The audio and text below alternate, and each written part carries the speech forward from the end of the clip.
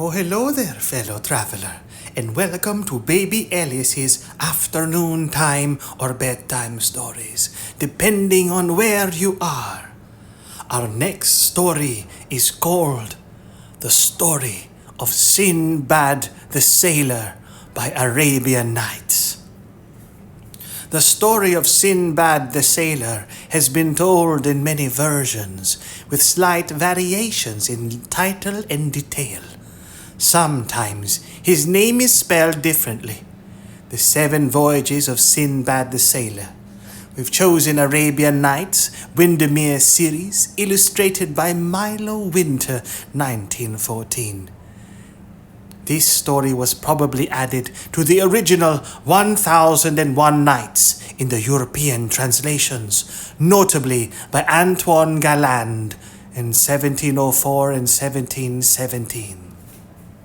Are you ready, baby Elias? Let us begin, shall we? The story of Sinbad the Sailor by Arabian Nights. In the reign of the same Caliph, Harun al-Rashid, of whom we have already heard, there lived at Baghdad a poor potter called Sindbad. One day, when the weather was excessively hot, he was employed to carry a heavy burden from one end of the town to the other. Being much fatigued, he took off his load and sat upon it near a large mansion. He was much pleased that he stopped at this place, for the agreeable smell of wood, of aloes, and of pastils that came from the house, mixing with the scent of the rose water, completely perfumed and embalmed the air. Besides, he heard from within a concert of instrumental music. He heard from within a concert of instrumental music, accompanied with the harmonious notes of nightingales and other birds. This charming melody and the smell of several sorts of savory dishes made the potter conclude there was a feast, with great rejoicings within.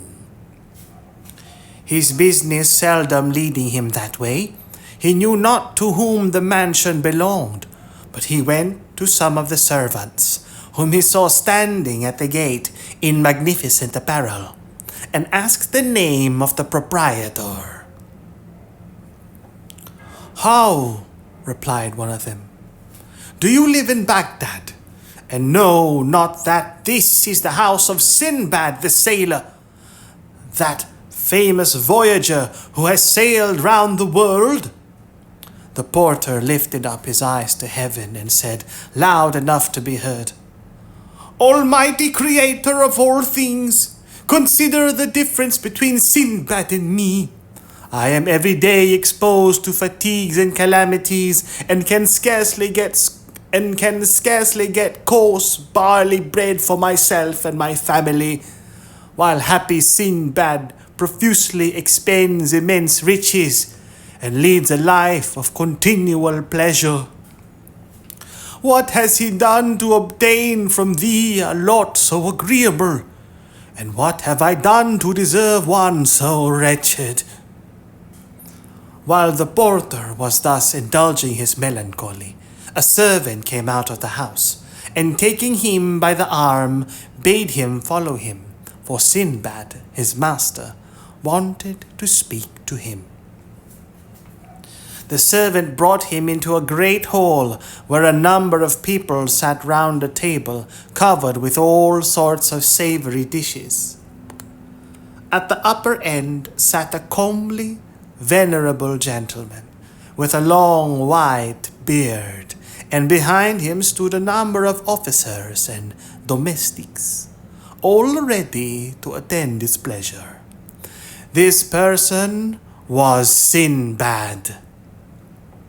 Hindbad, whose fear was increased at the sight of so many people, and of a banquet so sumptuous, saluted the company, trembling. Sinbad bade him draw near, and seating him at his right hand, served him himself, and gave him excellent wine, of which there was abundance upon the sideboard.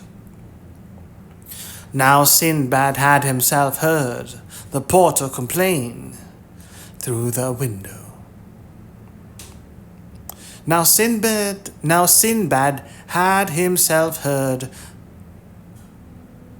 the porter complain through the window, and this it was that induced him to have him brought in.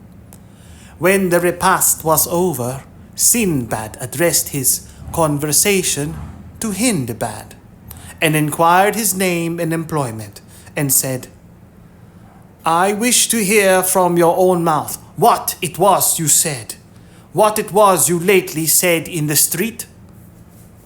At this request, Hindbad hung down his head in confusion and replied, "My lord, I confess that my fatigue put me out of humor and occasioned me to utter some indiscreet words, which I beg you to pardon." "Do not think I am so unjust," resumed Sinbad, "as to resent such a complaint. But I must rectify your error concerning myself. You think no doubt that I have acquired without labor and trouble the ease and indulgence which I now enjoy. But do not mistake, no. I did not attain to this happy condition without enduring for several years more trouble of body and mind that can well be imagined. Yes, gentlemen," he added, speaking to the whole company, "I assure you that my sufferings have been of a nature so extraordinary as would deprive the greatest miser of his love of riches, and as an opportunity now offers, I will, with your leave, relate the dangers I have encountered, which I think will not be uninteresting to you."